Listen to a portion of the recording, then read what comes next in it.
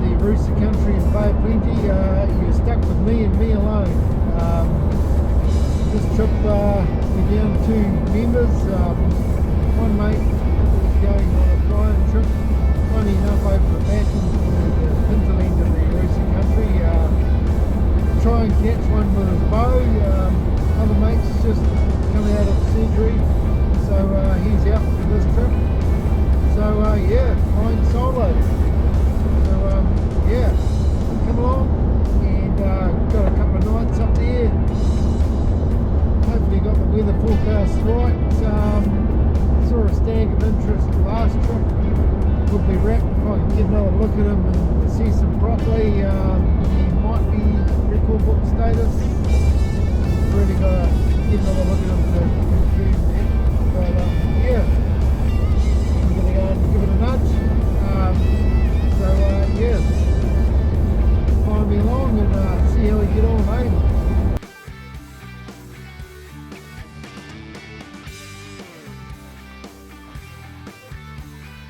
The weather looked absolutely mint on the forecast map. Couldn't be better for this type of hunting. Cold frosts, no wind or minimal wind, leading to nice fine mornings and days.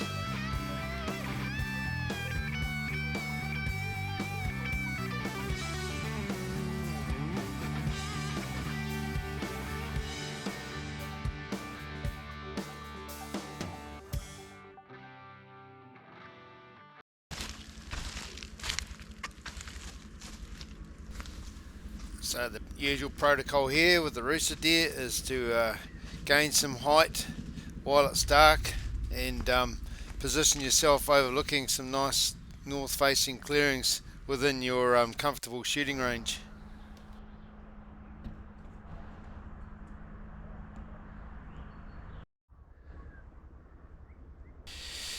Well, you couldn't have asked for a better morning.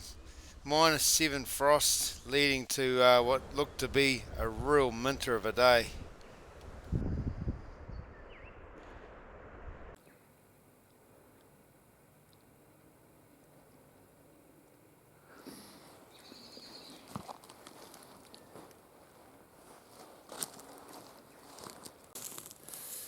Man, it's just freezing cold here this morning, team. Got gloves on, beanie on, scarfie on. It's just bitterly cold. Just that time of morning when the frost thaw comes up from the flats below, and it's, yeah, geez, it's icy cold. Oh well, it's Rusa hunting for you. Carry on.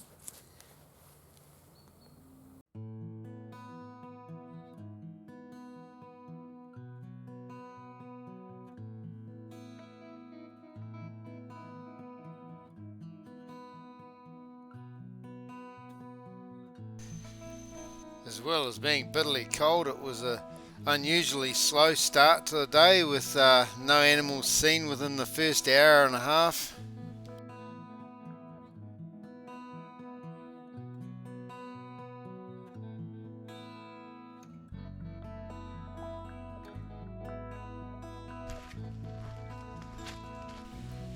With no animals still seen after that amount of time, I get itchy feet and it's time to change it up a bit and go and look at some new territory.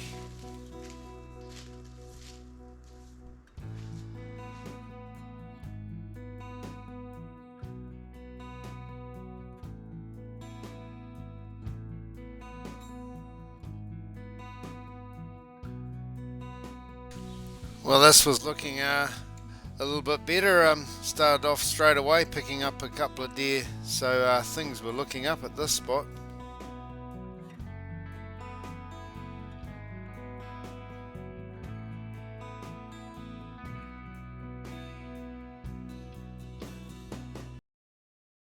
I think he's alright too.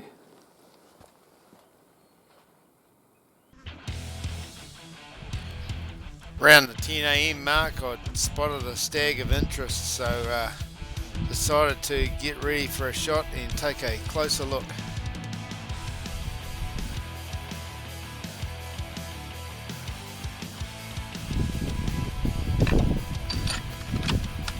was looking to be a long shot at a sitting down animal, which loses a third of its kill zone when it's sitting down, so a few dry fires was in order.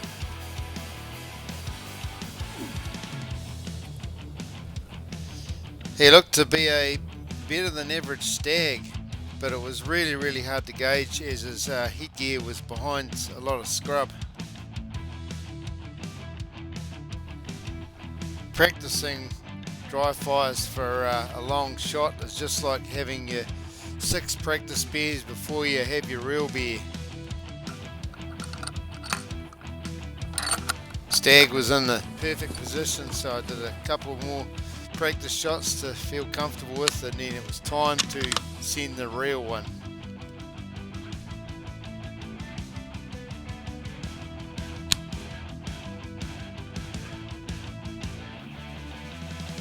Another problem I had was I could feel my heartbeat moving the crosshairs up and down, so I had to get that under control.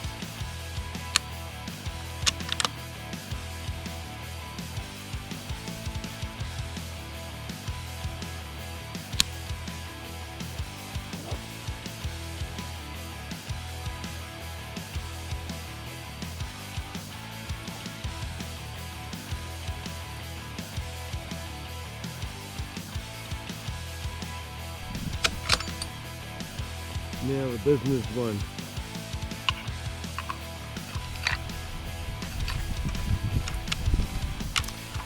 Just as I got geared up to send it, wouldn't you know it, the bugger sat up.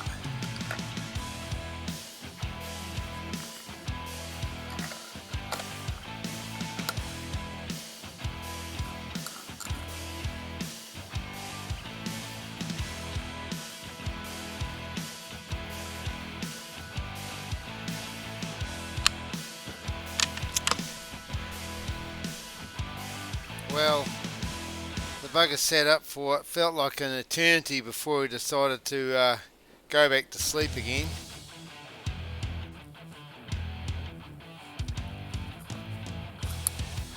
Well, what after seemed like an eternity, our stag finally went back for another nap, so that was now or never. Boom time.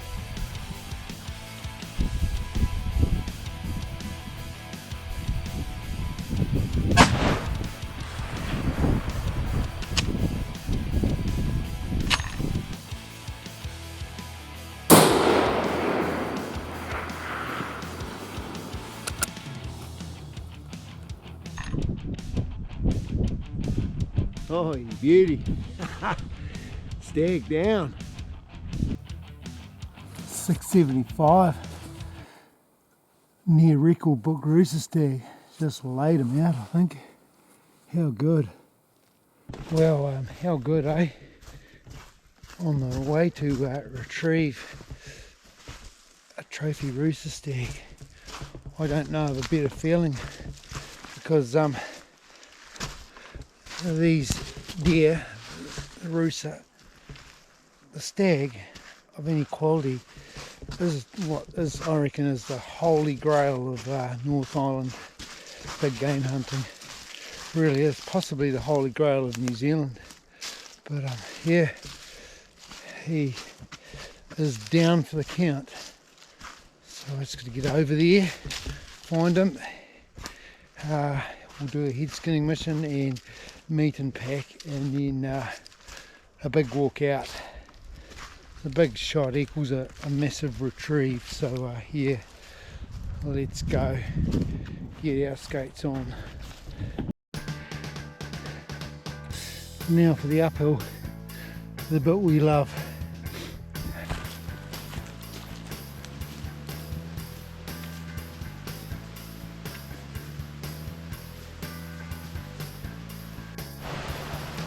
It's going to be a big day. But hey, yeah, well worth it. Retrieving a Rusa Stag is never easy in this sort of country, and that's where it pays to do a lot of fitness training before you head into it.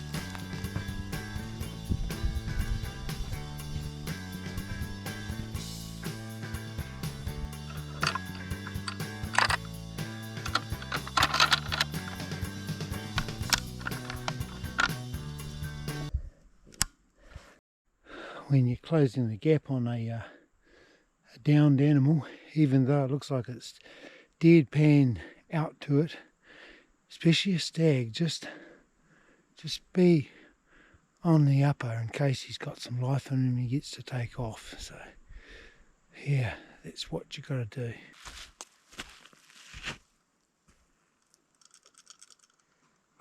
Well, I think we can say our big boy's down and out.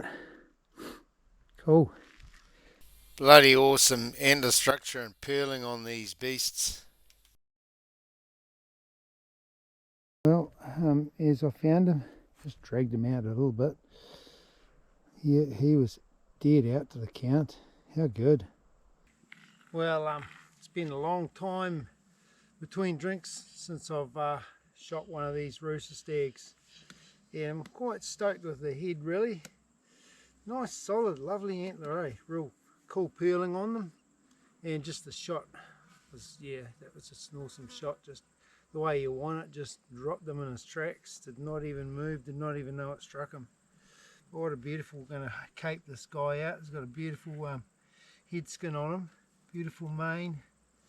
Yeah, that's that one is an awesome stag. So I'm pretty stoked with that one. It's I don't think it's quite going to make the damn record book, unfortunately. It's probably an inch shy in length. 26 I worked it out to be, but yeah, still a nice stag. Bloody long shot. Now the mahead goes on, I've got to do the head skin and bone out, and then we hit the trail.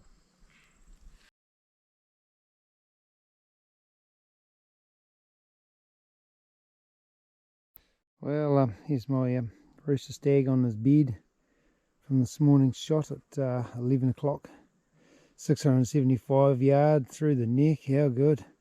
Didn't even know it struck the poor bugger. Oh well, onwards and outwards.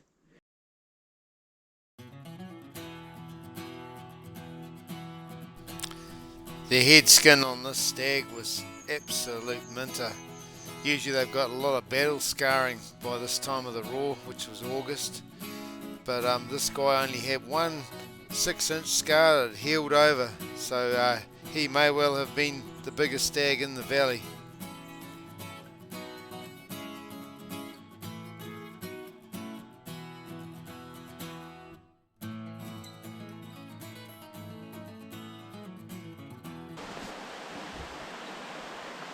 Something pretty primeval about carrying out a stag's head and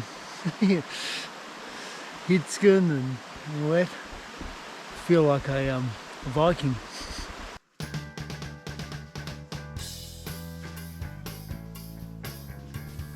It's a hard slog, but a good slog, especially when you're carrying out a load of meat in a rack of antlers.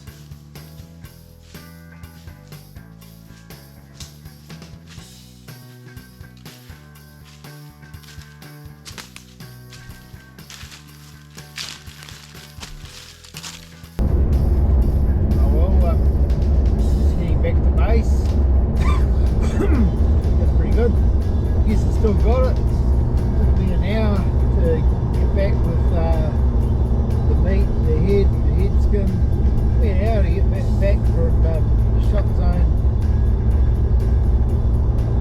to the car park. How good. Shit. It's awesome. Oh, might pay for it later though. Those cranks will give me a bit of shit. Probably didn't see much film me coming out. Just being by myself too, so I've got anyone to share the old share the carrying with, but hey, it's all about you shoot it, you carry it. It's the way I was told by my old man, so yeah, that's all good. Be good. So I'm just going to go and get a few crank fixes at the store, I think. Since I don't have any, that is a couple of beers, craft beers to go with tea. That'd be good. And yeah, plan a hunt tomorrow. Go and have a look tomorrow and go all out. Bit of a slip watch in the morning I've got in mind, and you know, try and do a bit of a bush hunt in the evening.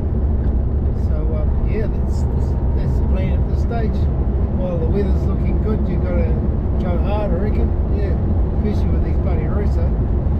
So yeah, won't be pulling the trigger on anything smaller than what I've already got. So yeah, stand by.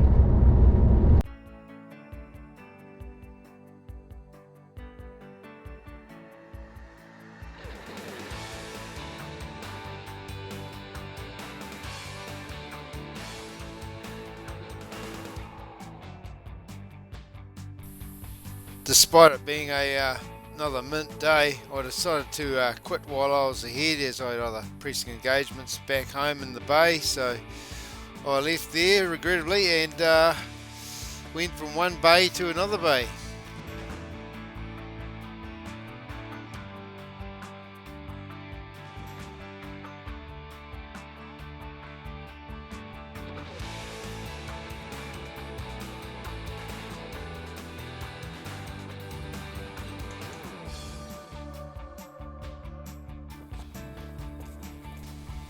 Here is a real big boy that we were after. We watched him for over 2 hours the Can't previous see him year. on camera at the moment though. Oh, that's in there, is it? Yeah. He got shot by another hunter just as we were turning up at the lookout. But yeah, them's the breaks. That's what you get with public land hunting.